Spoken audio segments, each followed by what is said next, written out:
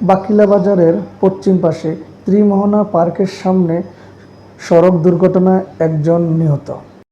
CNG truck মুখোমুখি সংঘর্ষে বগুড়া হাওলাদা বাড়ির একজন নিহত হয়েছেন। বাকি দুজনের অবস্থা আশঙ্কাজনক।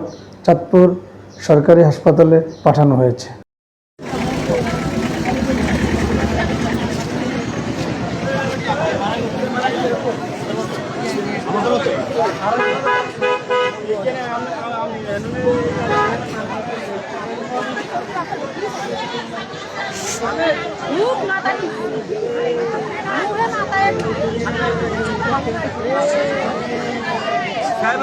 আমি দেখি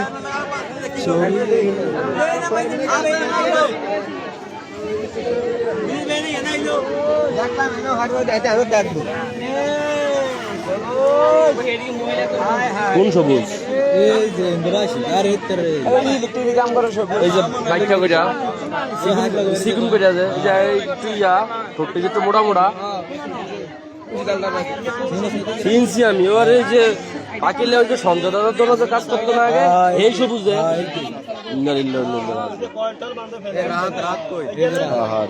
কেমন অ্যাক্সিডেন্ট হয়েছে? হ্যাঁ কি আর বাপ